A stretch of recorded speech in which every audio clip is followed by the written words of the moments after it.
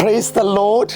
Hallelujah. പ്രിയ സഹോദരങ്ങളെ, ഒരു ബുധനാഴ്ച ദിനത്തിലേക്ക് നമ്മൾ പ്രവേശിച്ചിരിക്കുകയാണ്. ഇന്ന് നാം ധ്യാനിക്കുന്നത് അതൊരു പ്രത്യേക വചനമാണ്. സങ്കീർത്തന പുസ്തകം 127:4 അവിടെ വചനം വെളിപ്പെടുത്തുകയാണ്. യൗവനത്തിൽ ജനിക്കുന്ന മക്കൾ യുദ്ധവീരൻ്റെ കയ്യിലെ അസ്ത്രങ്ങൾ പോലെയാണ്. ഈ ഒരു വചനം എന്നെ ശരിക്കും സ്പർശിച്ചത് നാളുകൾക്ക് മുൻപ് തിരുവനന്തപുരത്ത് നമ്മുടെ ഡാനിയേൽ പൂവനത്തലച്ചൻ്റെ ഒരു ടോക്കിലാണ്. പ്രത്യേകിച്ച് ഈ ഒരു കാലഘട്ടത്തിൽ വിവാഹം വേണ്ട, അതുപോലെ തന്നെ സ്വവർഗരീതി, അതായത് ആണും പെണ്ണും തമ്മിലുള്ള വിവാഹങ്ങൾ, അങ്ങനെ ഒരു പ്രത്യേക രീതിയിൽ അങ്ങനത്തെ ഒരു, അല്ലെങ്കിൽ ലിവിങ് ടുഗദർ, അങ്ങനെയൊക്കെ പറഞ്ഞിട്ട് വിവാഹം വേണ്ട, കുഞ്ഞുങ്ങൾ വേണ്ട, അങ്ങനെയുള്ള ഒരു കാഴ്ചപ്പാട് ഈ ഒരു കാലഘട്ടത്തിൽ പ്രത്യേകിച്ച് യുവാക്കന്മാരുടെ ഇടയിലൊക്കെ വലിയൊരു പ്രബലപ്പെടുന്നുണ്ടോ എന്ന് ഗൗരവമായ വിധത്തിൽ സംശയിക്കേണ്ട കാലഘട്ടമാണ്.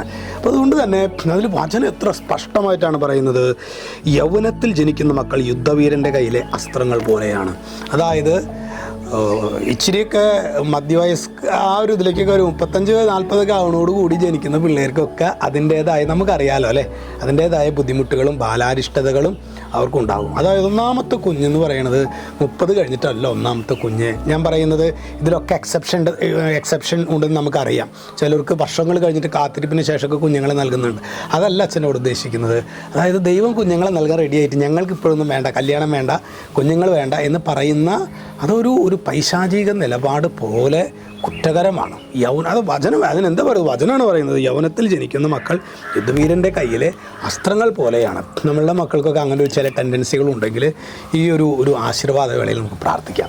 ഒപ്പം തന്നെ ഒരു പ്രത്യേക കാര്യം നിങ്ങളോട് പറയാനുണ്ട്. നമ്മളുടെ ഈ തീരദേശത്ത് പാവറട്ടി ഇടവക തീർത്ഥ കേന്ദ്രത്തിലെ ബഹുമാനപ്പെട്ട ഡാനിയേൽ പൂവനത്തലച്ചൻ്റെ ഞാൻ മനസ്സിലാക്കുന്നത് ഇന്ന് തുടങ്ങി 5 ദിവസത്തെ റിട്രീറ്റാണ്.